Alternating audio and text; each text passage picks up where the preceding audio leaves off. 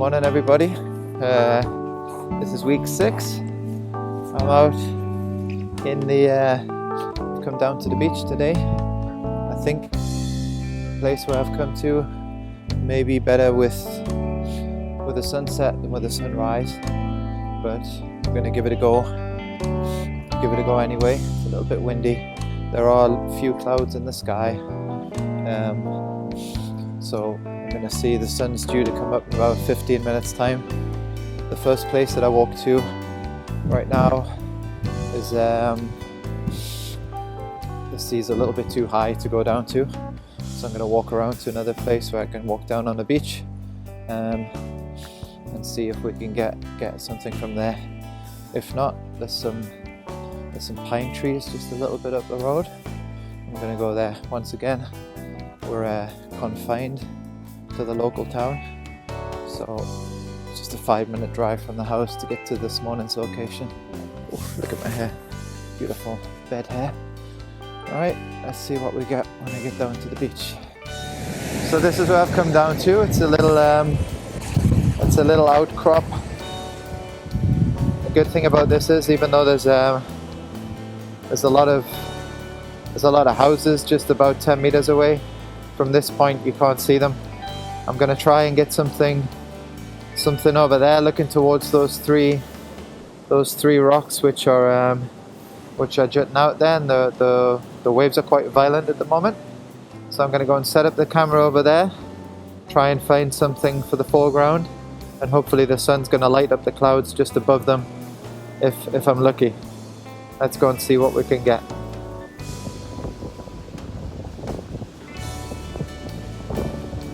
The waves are getting quite high. Probably not that high really, but high enough. What I'm gonna do now, I got one shot with the sky and everything, long shot. What I'm gonna do now is put on the zoom lens and focus just on the three rocks back there. Close up. Wow. Yeah, the waves are getting quite high. Just the rocks with the waves coming in. See how we get on.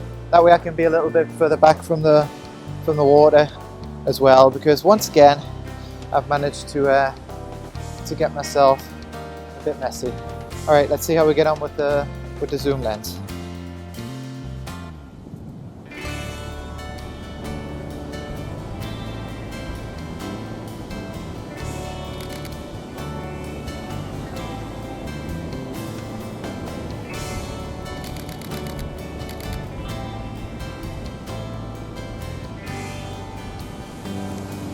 Oh, just got distracted by those birds. Little whatever they are. If anybody knows what they are, can leave a comment. Otherwise I'll try and investigate myself.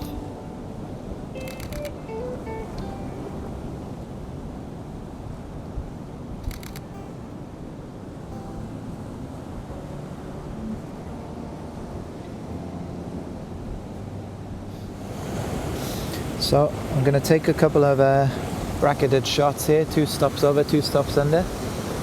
I've lined up the shot with the trees, I already said that in the other video.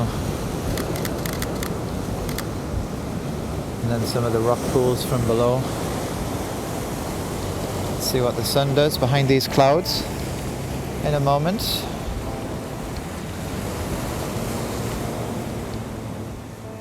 Well, the sun's come out now. It's very, very bright. I thought it might stay behind the clouds a little bit, and the waves are getting a little bit precarious where I am right now, so it's time to pack up, I think. It was interesting. Lesson learned today is keep an eye on the waves, and also it's probably not best to shoot into the sun. Let's go back and see what we've got. Stayed in one place this week, so let's see what the results of that is. So these are the images I got this week. Stayed in one place rather than moving around, just a small little rocky inlet that I found. This is a composition of 3 images. one for the sky, one for the rocks, one for the waves, a sort of mid-tones one. The second image here is an abstract picture I got when I was taking a shot of those birds that caught my attention. And this third image here is also different angle, but with the rocks again, 3 images put together in a montage, one for the sky, one for the mid-tones, and one for the darker areas, all blended together. And then this week what I thought I would do is show you how I put the image together in Photoshop. If that's of interest, if not, if it is or if it isn't, then let me know in the comments, and I'll do that again in future videos. Okay, so let's open up the 3 layers in Photoshop. Got the base image, and then we're gonna call the darker image darker and the lighter image lighter, just so we know what we're looking at. With only 3 layers in the image, it's probably not so important, but it's always good to name things so you know what you're looking at. Okay, the first thing we're going to do is go edit and auto align layers. Even though these were shot on a tripod, it's always good just to do this step just to make sure everything is lined up perfectly. Let Photoshop do its thing. And there we have our 3 images lined up. So the next thing I'm going to do is take the darker image, and I'm going to check, just could be any of the images, just check the horizon straight.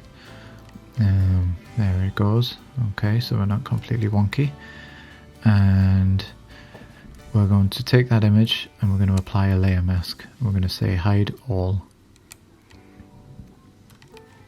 Okay, and then what we're going to do quite simply is take a brush, use a white brush, and we're going to start to paint back in the sky, which is a darker sky. Has a faster exposure, and we're going to add the moody sky in there. You'll see the line on the horizon's quite solid, so we're going to just brush that in and out, switching between the white and the black just until we have a smoother contrast across the sea, breaking out into the sea there. And then what we're also going to do is use the white and the black brush, white to show, black to hide, and just paint in a little bit more contrast into the rocks, dodging and burning using the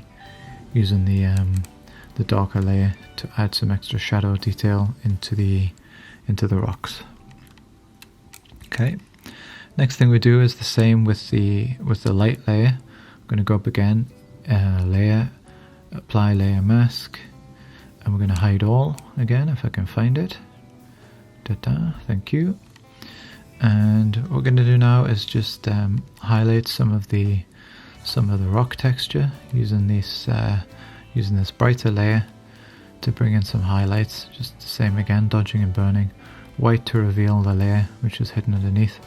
And you'll notice this layer also has a slightly more grey contrast to it, which I did on purpose, and Lightroom just slightly shifted the white balance of this image, which allows me to put a little bit more contrast onto the rocks.